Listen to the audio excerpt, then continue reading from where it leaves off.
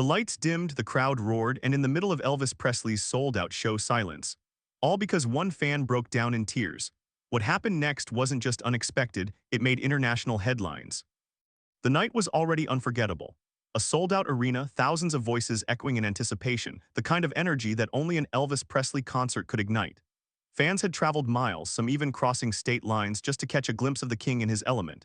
They didn't just come for the music, they came for the experience, the electricity, the chance to breathe the same air as the man who had become larger than life. But what they didn't know was that this performance would be remembered not for the songs, not for the glittering jumpsuit, not even for the spectacle that always defined an Elvis show. Instead, it would be remembered for the moment when the king of rock and roll stopped everything, silenced the music, quieted the crowd, and shifted the spotlight away from himself. All because of one fan.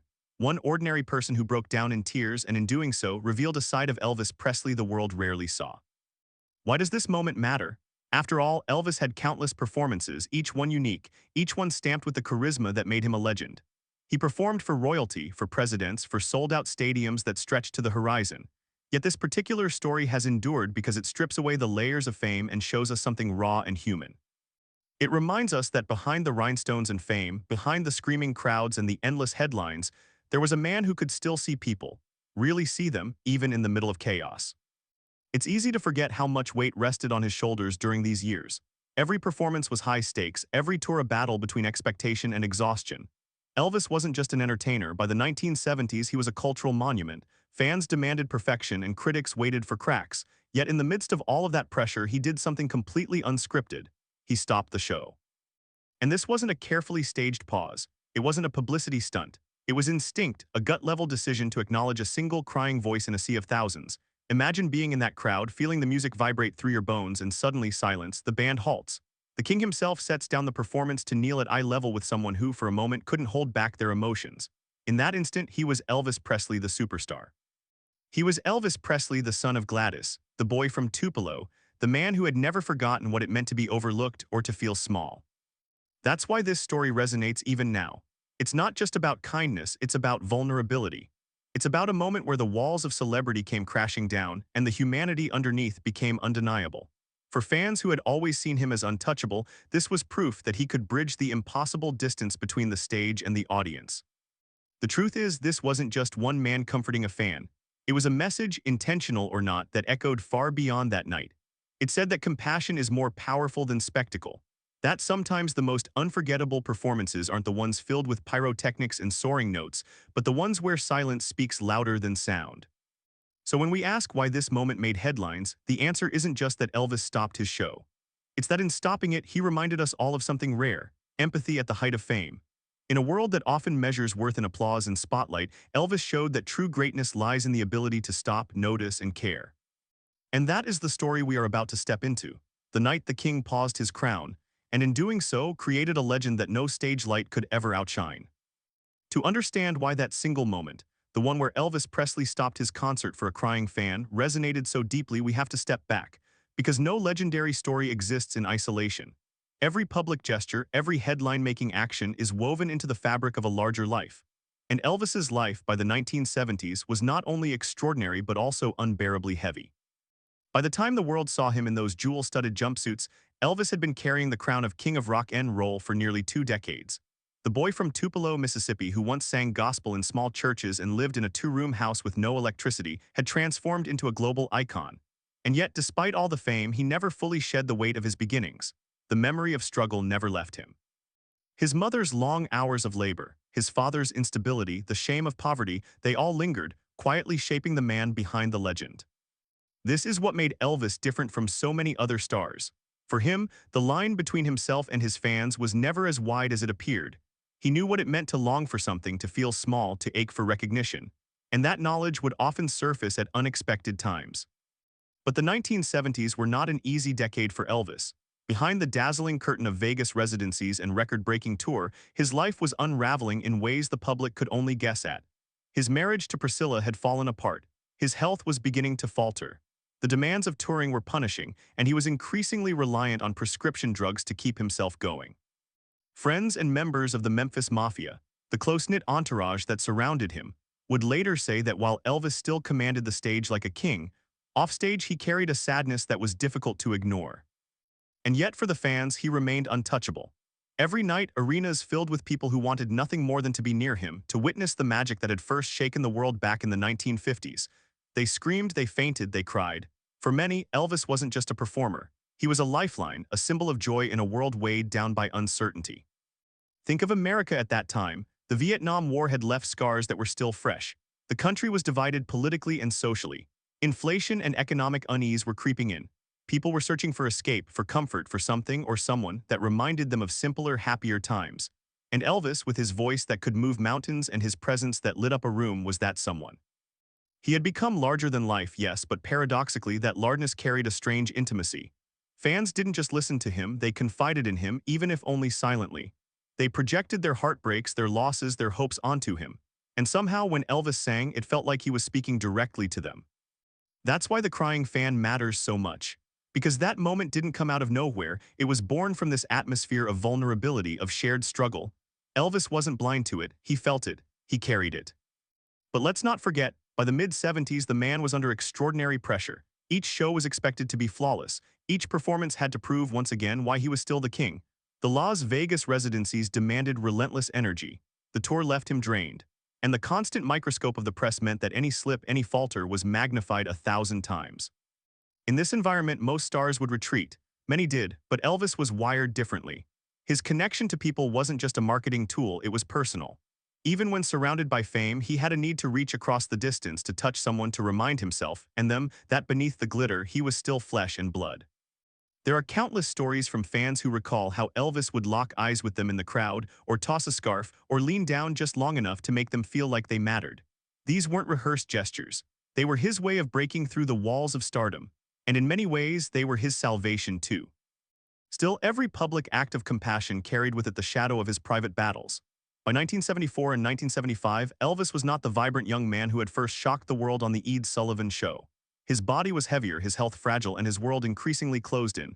He could have hidden. He could have kept himself detached, aloof, shielded by handlers and security. But he didn't. Instead, he leaned in. And that's what makes this story so poignant. Because when a fan broke down in tears during one of his shows, Elvis could have ignored it.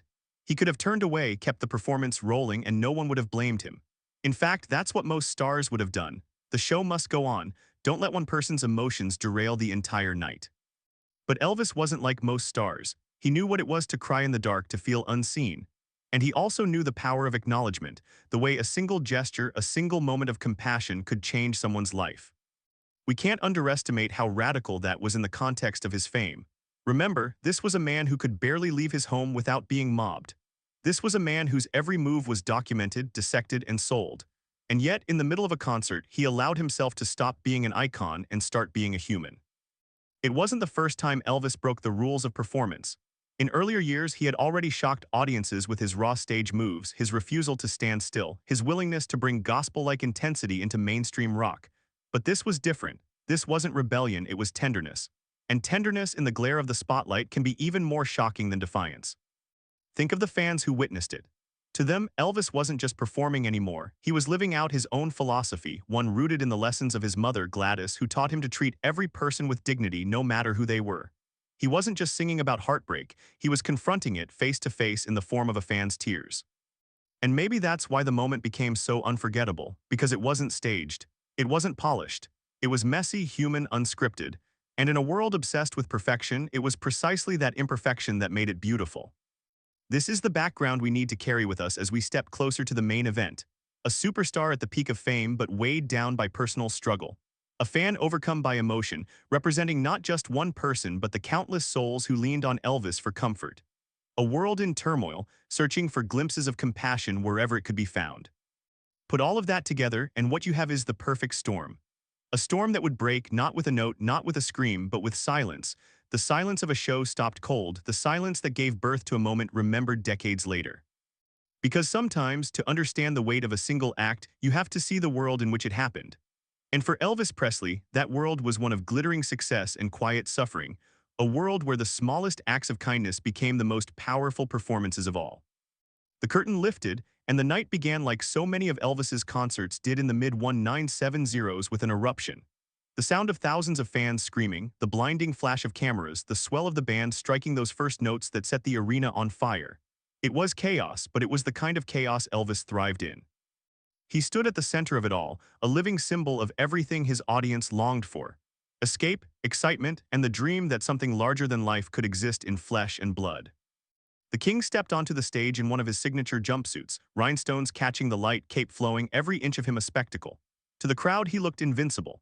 But inside, Elvis carried the weariness of a man who had fought his way through endless nights on the road. His health wasn't at its best, his body no longer moved with the same boundless energy of the 1950s, but his presence, his aura, was enough to hold thousands captive. He knew that once the spotlight hit him, he had to give everything, no matter how tired or worn down he felt. As the band roared behind him and the sweet inspirations harmonized, Elvis's voice soared. Deep, soulful, commanding. The sound wrapped around the arena like a wave. The audience was transported, some swayed, some sobbed, many simply stared in awe, drinking in the moment as if it might be their last. But in the middle of all that spectacle, something began to shift. It started small.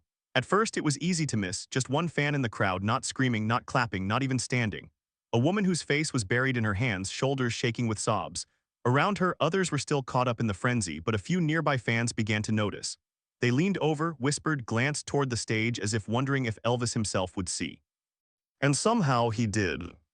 Elvis had an uncanny ability to spot individuals in a sea of thousands. Perhaps it came from years of performing in tiny clubs and honky-tonks, where reading the room could make or break a night. Or maybe it was simply who he was, a man who could never fully separate himself from the emotions of those around him. Whatever the reason, his eyes landed on her. In that moment, a question seemed to hang in the air. Would he keep going? Would he let the show barrel forward as planned, or would this single fan's pain disrupt the unstoppable force of an Elvis Presley concert? The tension built quietly. Elvis continued to sing, but his eyes kept drifting back. His body was on autopilot, the lyrics flowing, the band pushing ahead, but his mind was already breaking from the script. Something inside him tugged. The fan wasn't just crying, she was unraveling. This wasn't the kind of tearful joy so many fans displayed when overwhelmed by Elvis's presence. This was deeper. Her face was streaked, her hands trembling, her chest rising and falling as if the weight of the world had dropped on her shoulders in the middle of the music. And as Elvis watched, the crowd began to notice too. Whispers rippled outward, people pointing, murmuring, craning their necks. What was happening? Who was she? And most of all, what would Elvis do? He had a choice in that instant, and the stakes were higher than they appeared. To ignore her would be the easy option. The band would keep playing, the fans would eventually turn their attention back to him, and the night would roll forward like every other night. But if he stopped, if he broke the flow of the show, it would mean risk. Risk of breaking the illusion. Risk of confusing the crowd. Risk of critics accusing him of weakness or unprofessionalism. And yet the more he sang, the less he could ignore it. His voice caught on a line just barely, almost imperceptibly. His packing slowed. Those closest to the stage could see it, the way his gaze lingered, the way his expression shifted from performer to man. The music swelled behind him, but inside Elvis another rhythm began beating. A rhythm of memory. He thought of his mother, Gladys, and the way she used to comfort him when the world seemed too much. He thought of his own lonely nights sitting at Graceland with fame pressing down on him like a weight, wondering if anyone truly understood. He thought of the people who wrote him letters, pouring out stories of heartbreak and struggle, telling him how his music kept them alive. And in that instant, he knew he couldn't let this pass. The tension in the arena grew palpable. Fans sensed it before they saw it. Something was about to happen. The air thickened with anticipation, as though thousands of strangers were holding their breath together.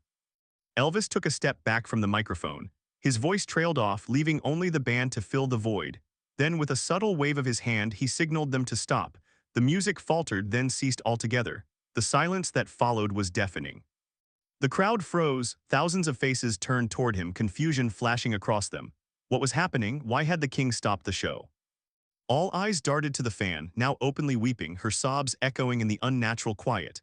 And in that moment, Elvis Presley, the man who had built his career on never-breaking character, broke it entirely. The tension peaked, a cliffhanger so sharp you could feel it pierce the atmosphere. Would he scold her? Would he dismiss it? Would he walk off stage? Or would he do something no one expected? He moved toward the edge of the stage, slowly, deliberately, each step magnified by the silence.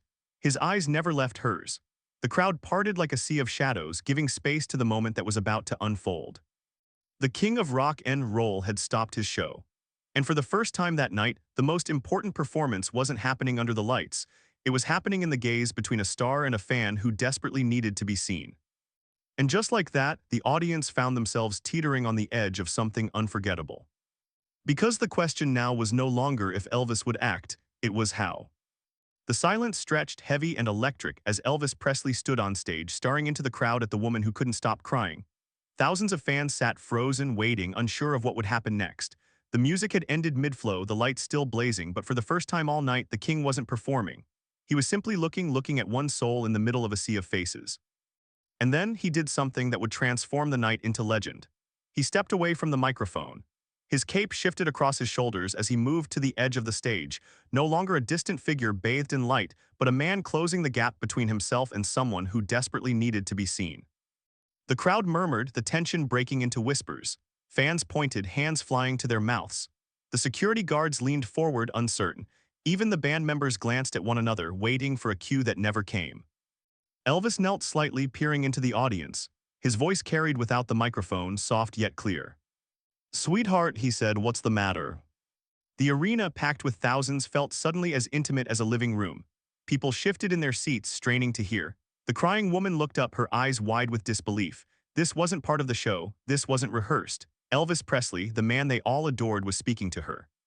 She tried to respond, but her words caught in her throat. The sobs came faster, her hands shaking as she clutched a crumpled tissue.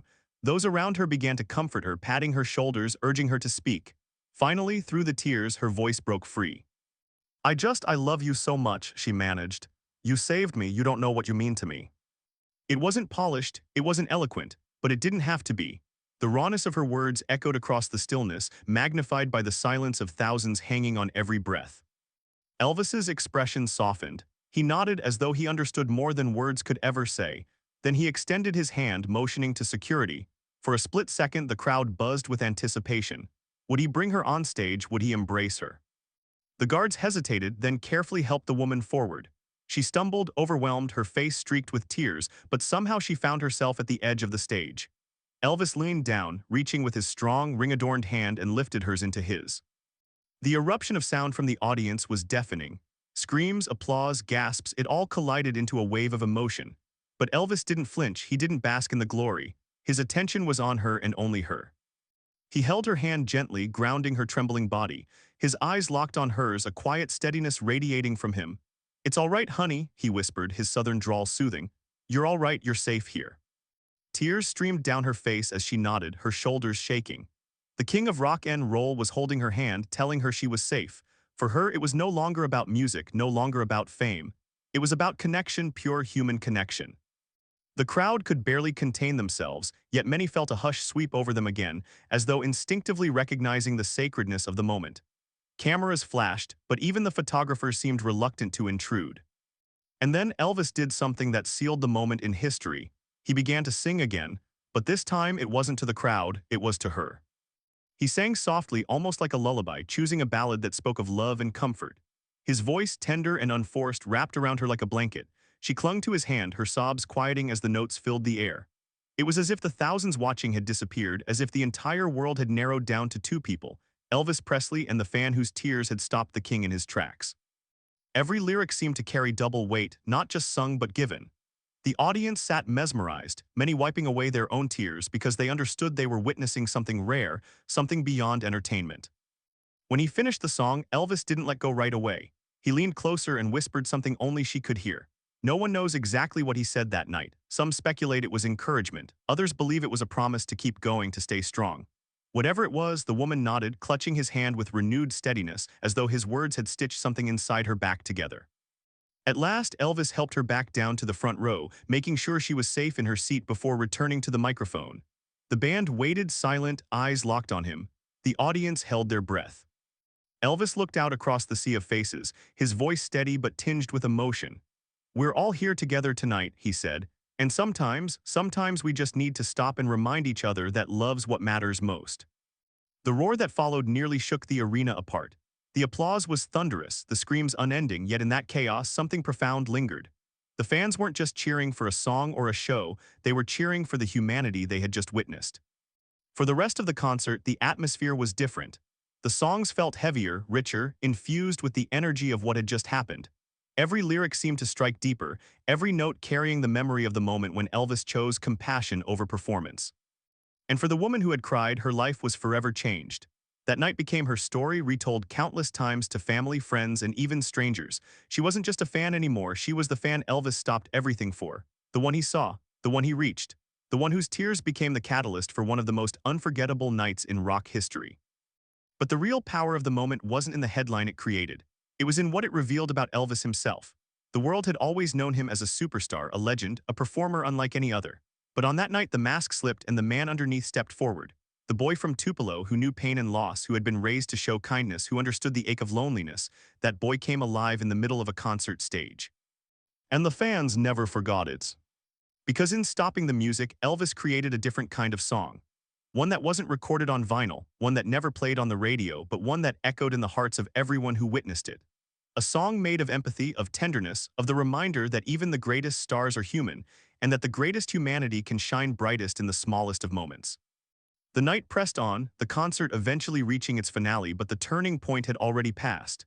Elvis had made his choice, and in doing so, he gave the world a story that would outlast him. And as the fans filed out that night, their voices hoarse from cheering, their hearts full from the show, they carried more than memories of the music. They carried the image of Elvis Presley stopping everything, not for applause, not for spectacle, but for a single crying fan. And that image would become a symbol.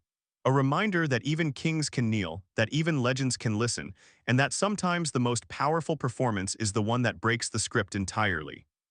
The arena emptied that night with a hum that felt different from other Elvis shows. Usually, fans left buzzing about the songs, the jumpsuits, the choreography, or the encore that rattled the rafters. But this time, the conversation wasn't about the music at all. It was about the moment. The one time when the king of rock and roll stopped his concert and turned the spotlight toward a single crying fan. By the next morning, the story was already spreading. Local papers in the city where he had performed ran headlines describing the scene. Reporters marveled at how Elvis, at the height of his fame, had broken all the unwritten rules of show business. The phrase, "the show must go on," had been turned upside down. In Elvis's hands it became, "the show must stop if someone needs me." Some critics scoffed, dismissing the gesture as melodramatic or unprofessional, but they were a minority. For most, the story resonated on a level that went far beyond celebrity gossip. Fans who had been in the audience told the story to anyone who would listen, their voices trembling with emotion as they described the silence that fell, the words he spoke, the song he sang directly to her.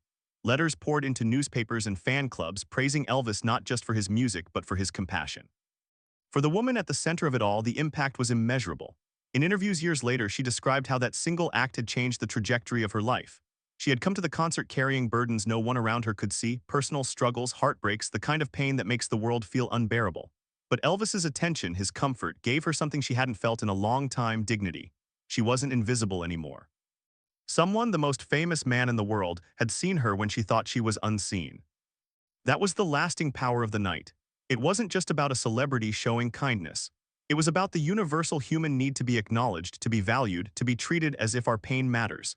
Elvis embodied that truth in a way so few stars ever dared to. The press picked up on this. Magazines described him as not only a musician but a healer through song. Journalists wrote about his Southern upbringing, his mother's influence, his gospel roots, framing the concert moment as a reflection of the values that shaped him long before the spotlight found him. And among fans, something shifted. Elvis had always inspired devotion, but now there was a new dimension to it. He wasn't just a performer to them anymore. He was proof that greatness and humanity could exist side by side, that you could stand in front of thousands and still make time for one. The ripple effects were enormous. Fan clubs began circulating stories of similar moments, other times when Elvis broke from the script to connect with someone in the audience. Some recalled him pausing to hand scarves to fans who looked faint. Others remembered him catching sight of a child in the crowd and waving just long enough to make them beam for life. These moments, once footnotes in the grand spectacle, now took center stage in the narrative of who Elvis Presley really was. And for Elvis himself, the aftermath carried weight. Friends who were close to him in those years said he spoke about the incident more than once, reflecting on how powerful it had been. He knew his life was extraordinary, but moments like that one reminded him why he kept going. The music, the fame, the fortune, all of it sometimes felt hollow. But reaching someone, helping them feel less alone, gave it meaning again. Still, there was tension. Behind the scenes, some in his management team worried. They argued that stopping a show was risky, that it broke the flow, that it could open the door to chaos if fans began expecting the same treatment every night. But Elvis didn't see it that way. He wasn't worried about precedent. He was worried about people. And as far as he was concerned, if the same situation arose again, he would do the same thing without hesitation. It was in this aftermath that Elvis's duality became most clear. On one side, he was the superstar, a man under crushing pressure, trying to live up to the expectations of an empire built on his name. On the other side, he was still the boy from Tupelo who had been taught by his mother to see everyone as equal, to treat people with kindness no matter who they were. The crying fan had simply given him an opportunity to let that side shine through. The broader public response proved just how hungry people were for this kind of story. In a decade marked by scandals, disillusionment, and the erosion of trust in institutions, Elvis's gesture felt pure. It wasn't choreographed. It wasn't marketed. It was simply a human being showing compassion in real time, and that authenticity is what struck the deepest chord. Years later, fans who had been in the arena still described the moment with tears in their eyes. Some compared it to a religious experience, a kind of grace descending upon the crowd. Others said it was the first time they realized Elvis was more than an entertainer. He was, in his own way, a shepherd for his audience, guiding them not just through melodies but through emotions. Even those who weren't there came to know the story. It became part of the Elvis mythology, retold in fan magazines, biographies, documentaries, and whispered conversations at Graceland vigils. It was no longer just about what happened that night, it was about what the moment represented. For many, it represented the idea that compassion is never too small, never out of place, even on the grandest stages. That greatness isn't defined by how high the notes soar or how many records are sold, but by how deeply you can touch a single soul. And for Elvis, that may have been the truest form of success. He had always wrestled with questions of purpose. Fame had given him wealth, houses, cars, adoration, but it hadn't always given him peace. Yet in moments like this one, he found clarity. He wasn't just singing to entertain, he was singing to heal, to lift, to connect. The resolution of that night was simple but profound. The fan went home changed, the audience went home changed, and Elvis went home reminded of why he mattered. The headlines faded after a while, replaced by the next big story, but the memory remained alive in the hearts of those who had been there. That's the thing about moments like this. They outlast the charts, the awards, the applause. They become part of a legacy not built on spectacle but on humanity. And in the case of Elvis Presley, a man so often defined by the size of his fame, the aftermath of stopping his show for a crying fan proved that his greatest power wasn't his voice or his looks or even his presence. It was his ability to make someone feel seen. In the decades since that night when Elvis Presley stopped his concert for a crying fan, the story has taken on a life of its own. It has been retold so many times that it almost feels like folklore, an event that transcended the moment it happened to become part of the King's myth. And yet, unlike so many myths, this one didn't require embellishment. The raw truth of it was powerful enough. Because when people look back on Elvis Presley, they remember more than the swiveling hips, the hit records, the sold-out shows, and the glimmering jumpsuits.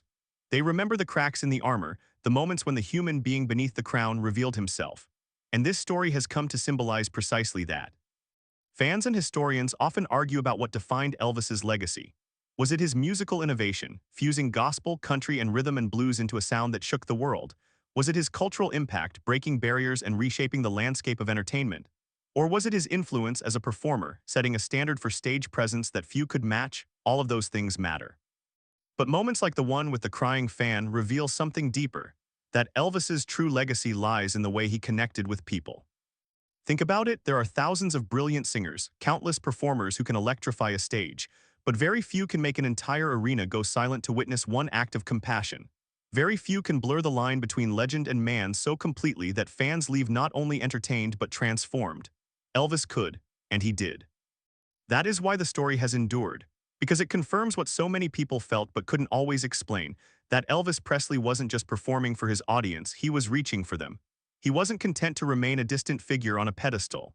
Again and again, in small gestures and in big moments, he reminded people that he saw them. This perhaps is why fans remain so loyal to his memory even decades after his death. They don't just remember the voice or the looks or the fame. They remember how he made them feel. The crying fan became the embodiment of every person who ever turned to Elvis's music in their darkest hour, who ever felt comforted by his voice on a lonely night, who ever believed that he somehow understood their struggle. In that sense, her tears weren't just her own, they belonged to all of them. And Elvis's response wasn't just for her, it was for everyone who had ever carried silent pain into a crowded room. As the years passed, the story found new life in documentaries, fan clubs, and biographies. Writers pointed to it as evidence of Elvis's deep empathy. Musicians who followed him cited it as an example of how to treat audiences with respect. Even in industries outside of music, the story became a parable about leadership, that true greatness isn't measured by how loudly you speak, but by how well you listen. But the legacy of that moment also carries a bittersweet note, because it underscores the tension that defined Elvis's final years. He gave so much of himself to his fans, pouring energy and emotion into every performance, often at the expense of his own health and happiness. Stopping a show to comfort a fan was a beautiful act, but it also reflected his inability to detach, to protect himself from the constant demands of being Elvis Presley. He couldn't always draw boundaries between the man and the myth. And yet perhaps that's why people loved him all the more.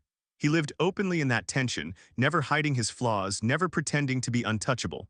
The same openness that made him vulnerable also made him unforgettable. Even today, the story resonates because it challenges the way we think about fame. In an era when celebrities are often criticized for being detached, aloof, or obsessed with image, Elvis's gesture feels radical. It reminds us that fame doesn't have to be a wall. It can be a bridge. At Graceland, visitors leave flowers, letters, and mementos, often referencing stories like this one. They don't just thank Elvis for the music, they thank him for the kindness, for the humanity, for proving that even the brightest stars can step down from the stage and touch the life of someone who thought they were invisible. The crying fan herself became something of a symbol within the Elvis community.